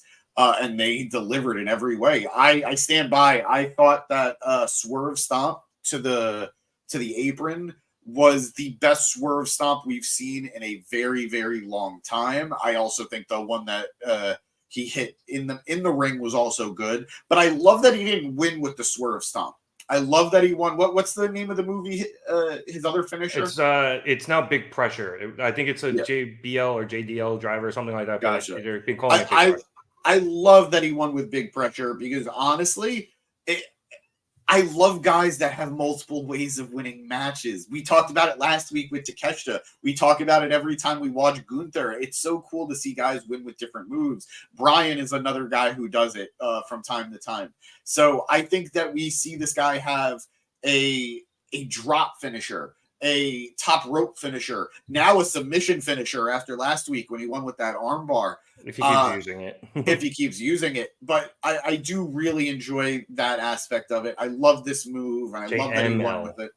JML driver. Gotcha. We'll just call it Big Pressure. Yeah. it was just a strong finish. Takeshita kicking out of the Swerve stomp in the ring was a huge moment. The crowd popped hard for that kick out. Yeah. So I thought that was awesome. I thought it was over. So I think everybody else did. Yeah. I did too. So I'm so glad that I got Swerve. Just excellent stuff. The countering the pop-up power bomb into a double foot stomp was crazy, as this tweet is saying. Swerve is at the top of his game right now. I defy you to find like 5 wrestlers that are better than him right now, because I don't think we can do 5. And Takeshita is just bell to bell one of the best performers there is out there. Yeah. So just damn that. Yeah, that was stiff. Anybody like he got all of it and more. Yeah. With that Swerve stomp onto the apron. So just excellent work from both of these guys, and I hope they run it back in a championship match down the road. Oh man, another great counter from Swerve from what was going to be the Falcon Arrow from Takeshita. Yeah, great stuff. There was a lot of great counter, and this was the big pressure counter I was talking about earlier into the German, and even though it wasn't perfect, it was still really good. And I couldn't remember what he hit here. He did hit the driving knee. Okay, but it was the counter wrestling at the end that really saved Swerve, because Takeshita was whooping his ass up and down the ring for most of this match, and eventually he was able to start getting counters in. I did check, and the Elite faced off against Takeshita, Juice Robinson, and Jay White at All In. Yes. So that's what I was thinking of. Okay, yeah. So they were on the same team then. They didn't. Yeah. So I'm not entirely sure if they fought each other. But there was a little. I think it was a little tenuous during the match, but I think they still won that, because I think Kenny ended up winning. This is a great question from Chrome. Tell me one WWE superstar that could go face to face with the AEW style of wrestling. He says AJ. AJ is definitely one of them, but he's not even in the top 3 anymore for who I think could do it. AJ's wrestling a much slower style these days. I would put Kevin Owens in there. I would put Sami Zayn in there. Say Mount Rushmore. Yeah, I'd put Finn Balor in there as guys that could do it. And I'd put Seth Rollins in there. I think Seth is very capable of wrestling. I mean, granted, most of his repertoire is Kenny Omega's anyway, so... So Ring of Honor, and who was New Japan, who probably fought against guys in Ring of Honor all the time. Yeah, absolutely did. But I guess all those guys could. Yeah, you could. I guess Ricochet could probably hold his own as well, but I'd he's be good. I'd be afraid to put Ricochet against Will Ospreay at this point. I would feel bad for Ricochet. He really would. And I feel bad saying that, because did you see that Canadian Destroyer he hit? Yeah, Monday Night Raw was very good this week. Fantastic Raw. Go check it out, by the way. Our very own Danny Hernandez covered it here on the pod. I believe Matt was on as well. Matt was on as well. They wore ties. I'm out here wearing a Mets jersey because it's opening day. Chrome saying Finn Balor versus Jay White for the custody of Bullet Club Gold. I'd pay to watch that. Finn Balor, who supposedly has not signed a new contract. I would pay the most money to watch a fatal 4-way between Finn, Jay, Kenny, and AJ. I would do anything. We're probably not going to get AJ, but I'd put Cole. I'd take Cole as a substitute. But Cole didn't run Bullet Club. Neither did AJ. Well, he thought he was the leader of Bullet Club, and then he got fired. When he was there, he was the ace of Bullet Club. The leader was Machine Gun. Oh, was it real? All right, then throw him in the match. G1 finalist hoot. The hoot.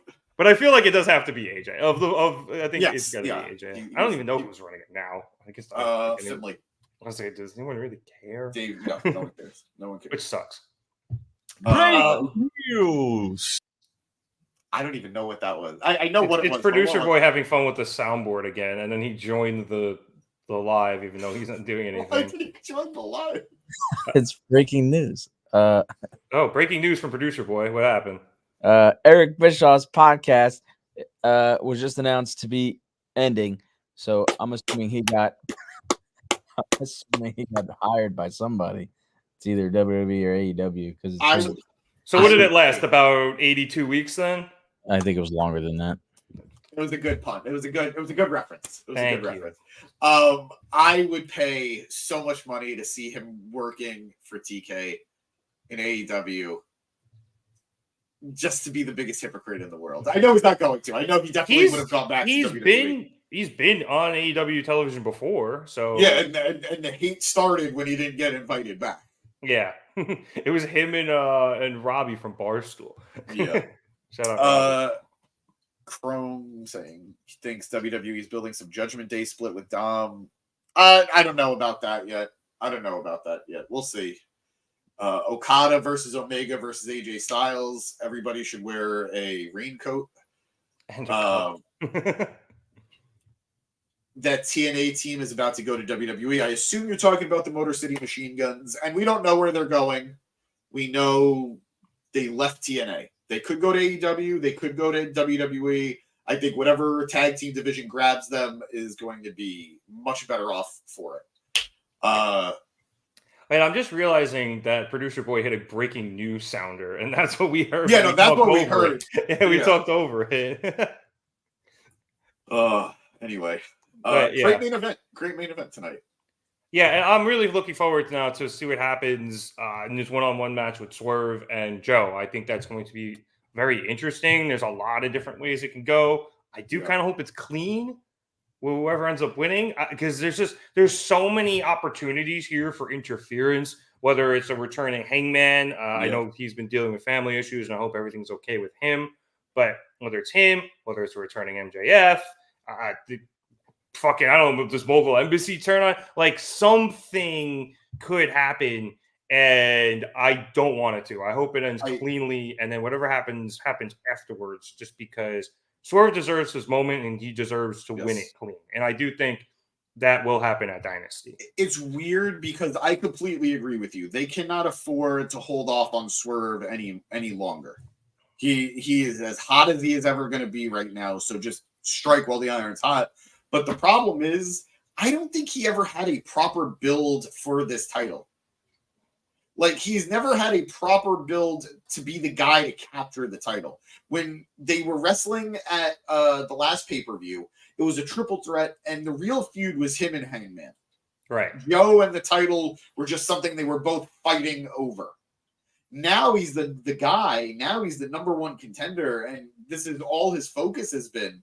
But I mean, we had Wardlow in the middle of it. Who was he staring at when he got choked out by Joe? It was Wardlow, wasn't it? Yeah, he was staring down Wardlow at the top of the ramp.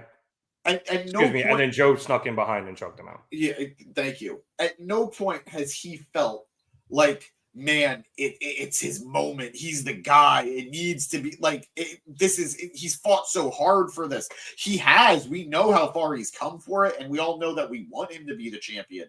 But he hasn't had that hero's climb to the belt yet. And it's weird because I in no way want them to go any further with this. I'm glad Joe is champion. I'm ready for him to not be champion. But I hope the title reign is better than the chase for Swerve. Yeah, so do I. And I saw Eric in the chat here saying ratings are down, so you got to win it. You're not in a position to keep it on Joe with the ratings this bad. I feel like they have to hotshot it. I don't think that's why the ratings are down, and I also don't think this is a hot shot. By the time Dynasty comes around, it's April 21st. That's almost a month away still. Joe will have had it since, right before December. New Year's. Yeah. So that's 4 months. Yeah. Almost. I wouldn't consider that hot shotting. So 4 months isn't a hot shot. In the era we're in right now, it feels like it. Yeah. Where every title reign is at least 8 months, 9 months. Yes, it does feel like a hot shot. But quite frankly, I think we need that type of energy right now. Both companies, all the companies need a little bit of a quicker title change. And you know what, too? I don't love discussing the ratings, but they've been down a little bit. But I don't think that's because AEW's been bad lately. It did take them a while to reset. Yeah, they were moving down a little bit with MJF, but in this post MJF world, it took them a minute to reset, and pretty much right before those couple Dynamites before Revolution, and then especially Revolution and everything afterwards, has been just straight bangers. The last 3 weeks of Dynamite have been amazing. Big Missus was awesome. The last week was awesome. This was a very good show that was bookended by 2 amazing matches. So I think there are other factors. I think, obviously the reset was a little bit part of it. I also think WWE is a much hotter product at the moment. And, that's not to speak ill of AEW. They've been amazing right now. But, sometimes people only have a certain amount of bandwidth for wrestling. And if they're going back to watching Raw or SmackDown, maybe they're not going to watch AEW because of that. So, as Clem was saying, the AEW product has been pretty solid, and there's still hate. Of course, the ratings are low. Give them a few years. I wouldn't even say give them a few years. It's just that when you're the second company, there's going to be ebb and flow depending on how the top company is doing. You have your diehards, and I think AEW has clearly established that they have a base, they have their diehard fans, and they are a successful product, and they are here to stay. I agree with Eric on this. A big test is going to be post-Mania when everything dies down. Because WWE, like you just said, Rev, is at the hottest it's been in a long, long time. People are talking about it everywhere. I have people who I would never associate with wrestling talking about The Rock right now, talking about Cody Rhodes right now. And it's a great feeling to have. But unfortunately, the positivity towards WWE is creating a weird negativity towards AEW.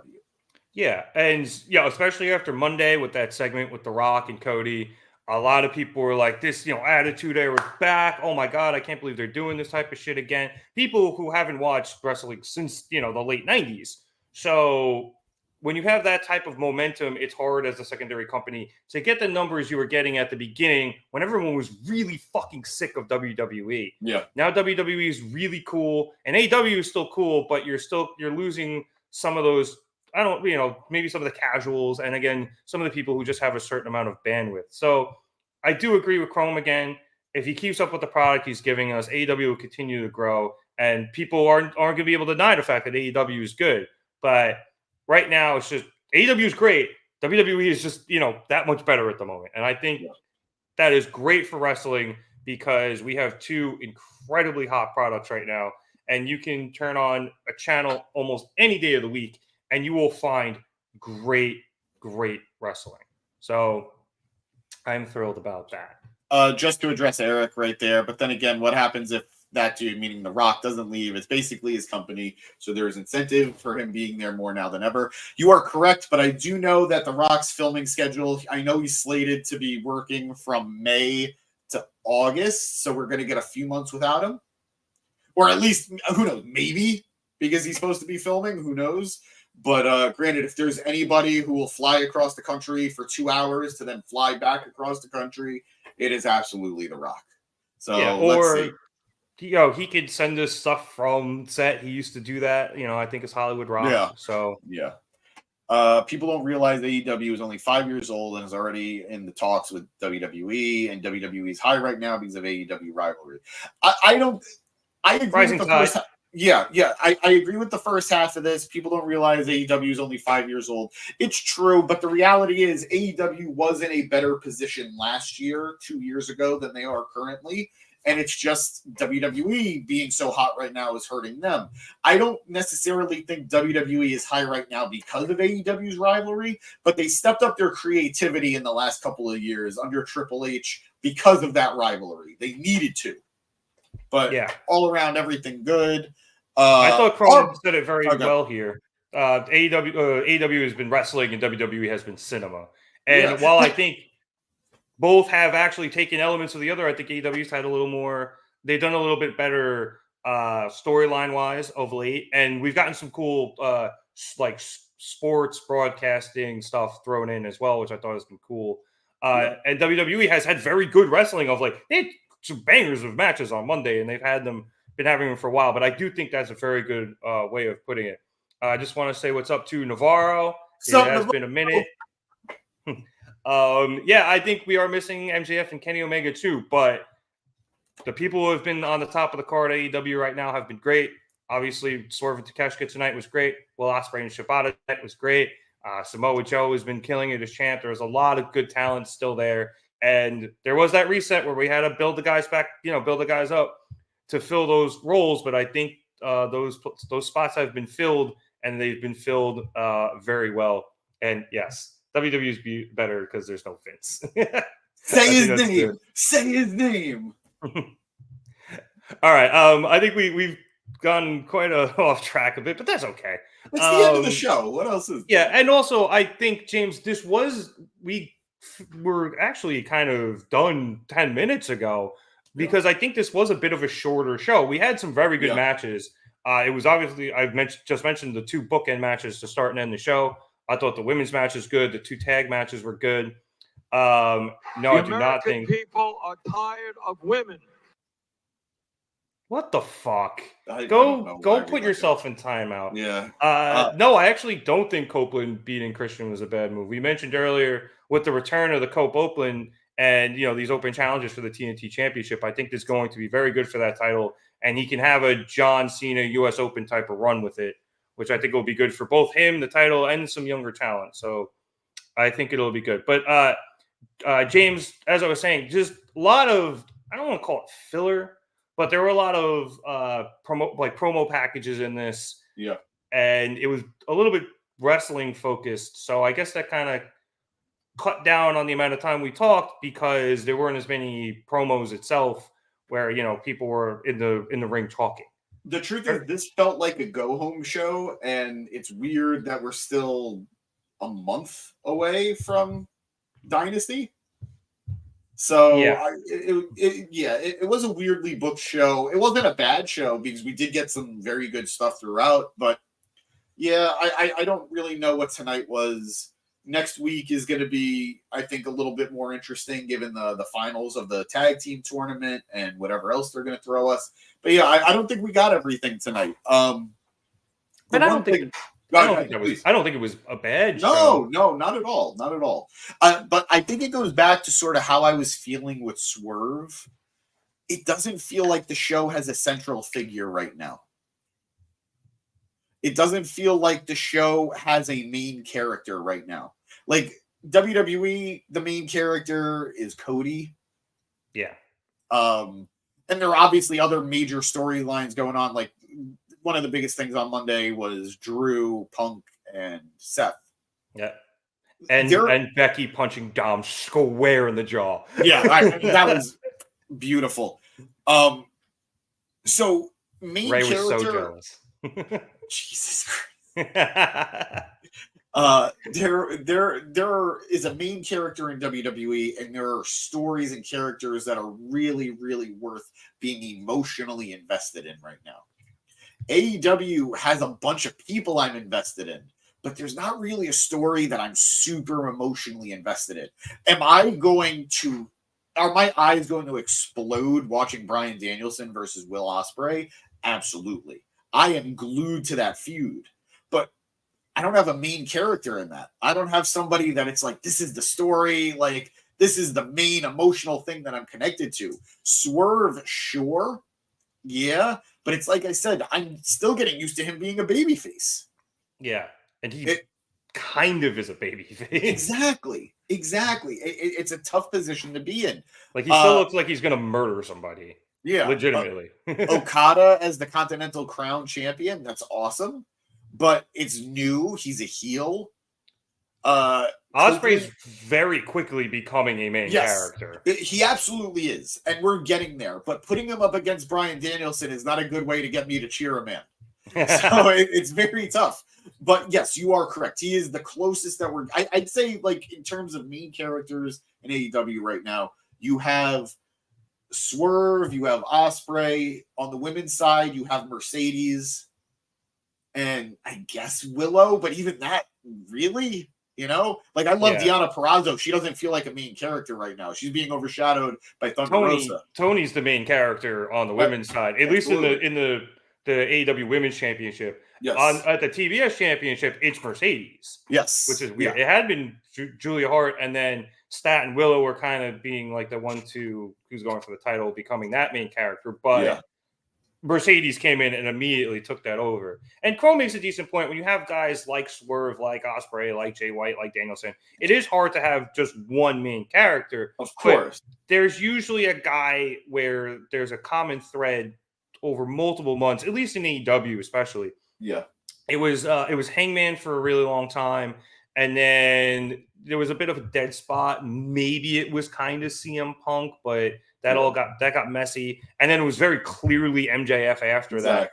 And now we're in the spot where, okay, who's the next person? And it seems to be Swerve.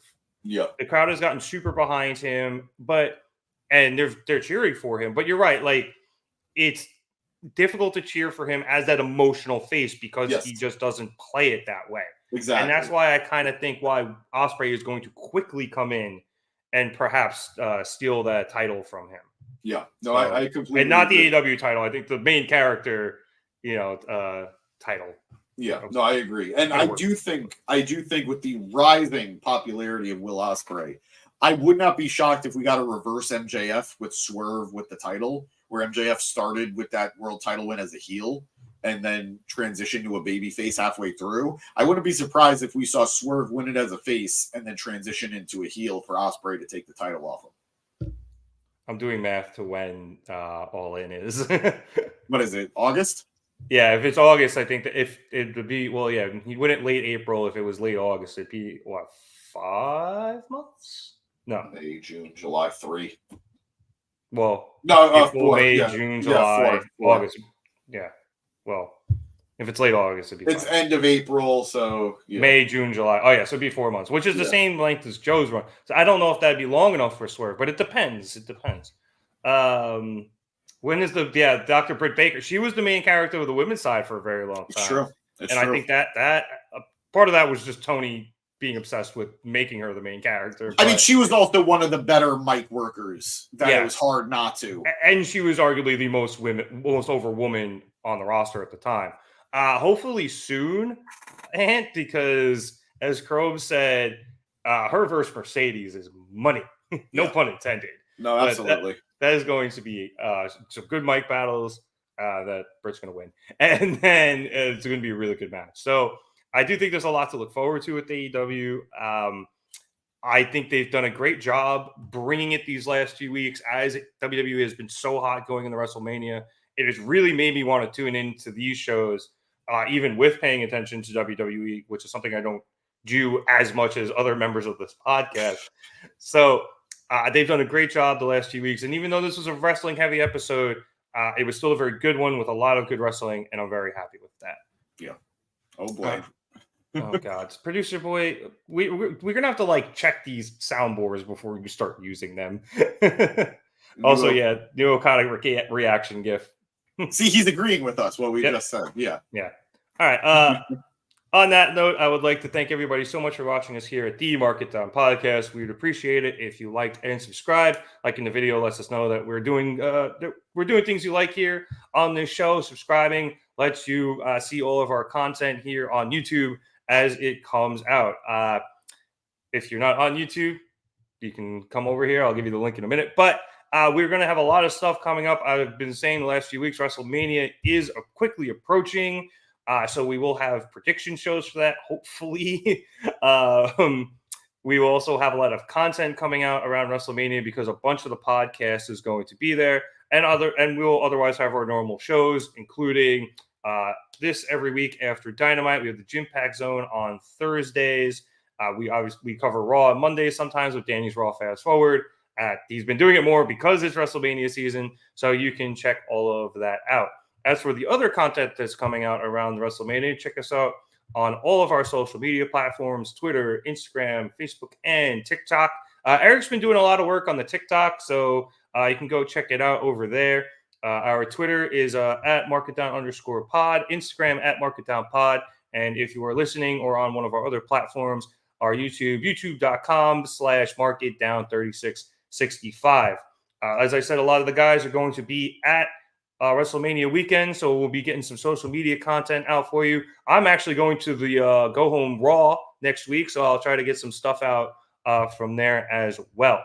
James, you got anything before we head out? Yes, we are going to be doing a WrestleMania giveaway for night 1 and for night 2.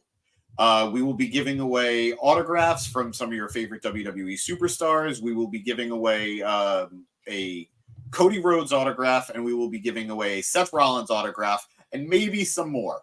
So keep your eyes peeled. We're going to start announcing that on social media in the next day or two, and we'll tell you how you can win and how you can double your chances. But it's free. Take them. Take them. Just do what you got to do. Yeah, we've gotten some cool stuff recently. I know we got some nice stuff at the House of Glory show. I don't know if we've given that away yet. Not yet. And I'm sure you'll score some more stuff down at WrestleMania weekend. So be sure to follow us on stuff so you can figure out how to enter and win cool shit, guys. All right. So for a early leaving Matt Cascone, producer boy Eric Asante behind the scenes, and James Asante, my name is Nick Cummings. Thank you so much for watching us here at the Mark It Down podcast. Have a good night, everyone.